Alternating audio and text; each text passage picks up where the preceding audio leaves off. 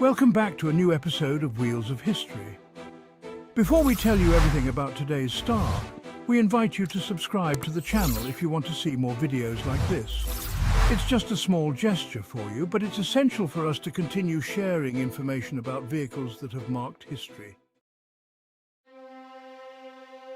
Today we're talking about the Vespa, and we'll be telling you about the 1951 Vespa 125.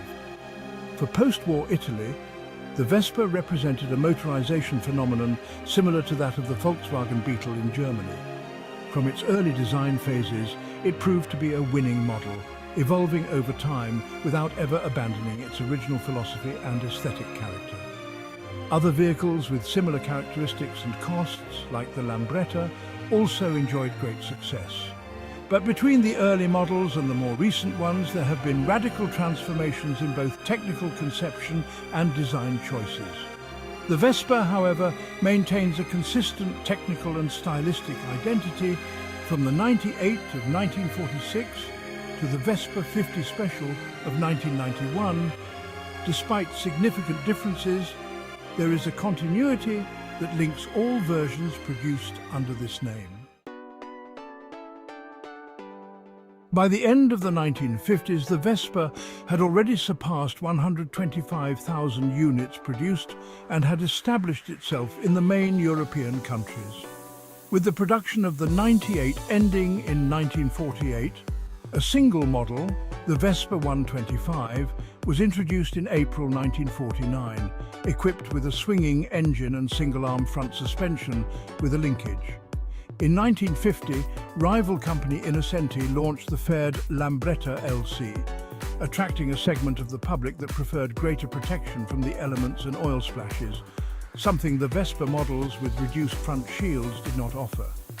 Innocenti aimed to capture part of Piaggio's clientele, for whom the Vespa had already offered a good level of protection since the 98 model. The public's response was immediate. Long lines formed outside Innocenti dealerships, and the monthly production, which was around 3,000 units with the Model B, rose to 7,000 to 8,000 with Models C and LC, nearly reaching Piaggio's production levels. The competition intensified in races and in attempts to set new world records, with Innocenti ready to challenge the records Piaggio had recently achieved.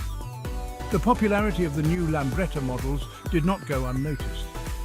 Piaggio alleged a possible imitation in the LC and initiated a legal action against Innocenti for the resemblance it saw between its Vespa and the new rival model.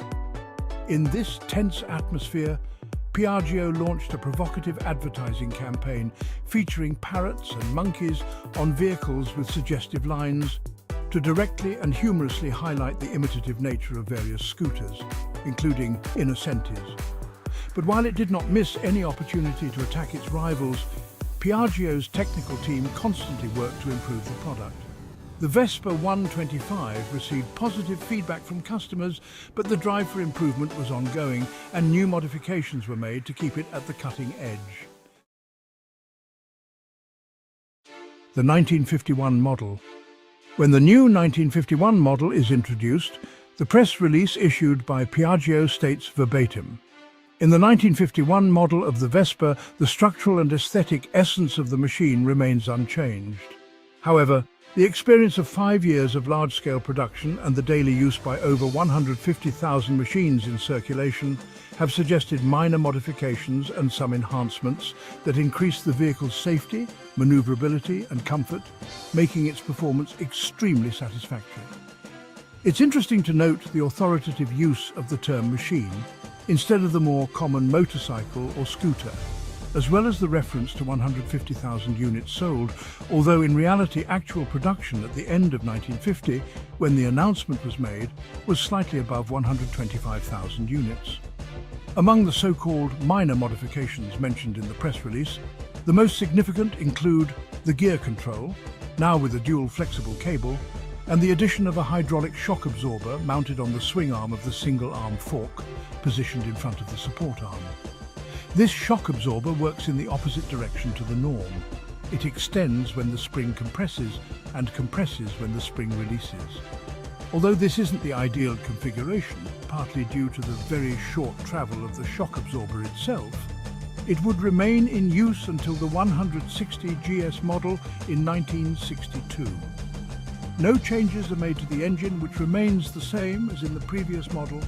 It is equipped with a deflector piston, produces 4.5 horsepower at 4,500 RPM, and runs on a 5% fuel mixture, 10% for the first 1,000 kilometers.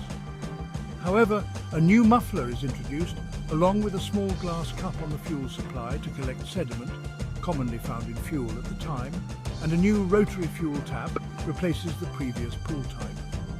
Other parts of the vehicle also undergo updates.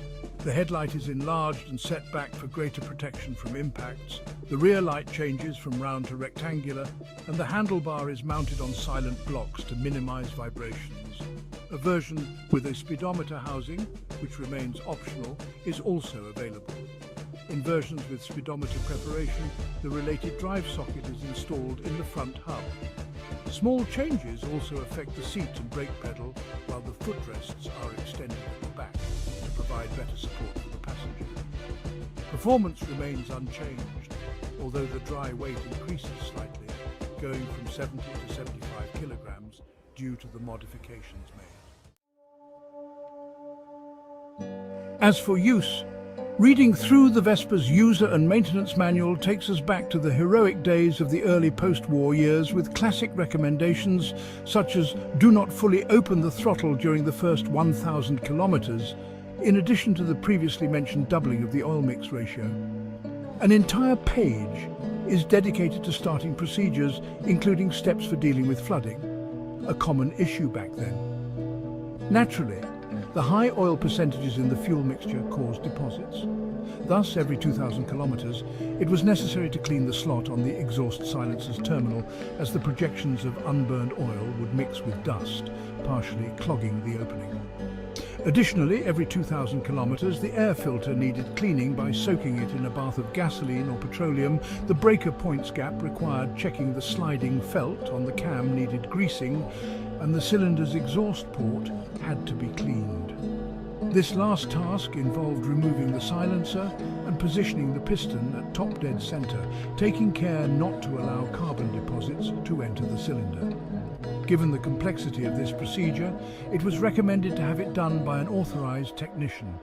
At 6,000 kilometers, the head was supposed to be removed and the combustion chamber and piston crown cleaned of carbon deposits. Although not strictly followed today, some of these suggestions remain relevant for those who participate in reenactment events with this type of Vespa. An authentic sidecar. The transportation needs of that era, with motorization in full recovery after the war crisis, led to pairing small scooters with compact sidecars, often used by wives with the youngest child in their lap, while an older child or another relative sat on the second seat behind the head of the family. These sidecars were produced and sold by specialized companies such as Longhai or Titarelli. Thanks to its aviation sector workforce and stamping equipment, Piaggio decided to produce sidecars for the Vespa directly. The advantage was twofold. On the one hand, they provided a sturdy, tested element directly from the manufacturer. On the other, they offered a sidecar that harmonized aesthetically with the Vespa, free from frills and odd colorings.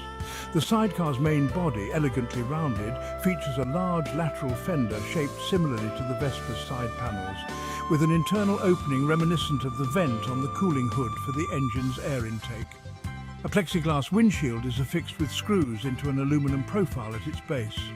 Inside there is a cushion and backrest covered in black faux leather, a material excellent for hiding stains, but less ideal if one sits down after the vehicle has been exposed to the sun.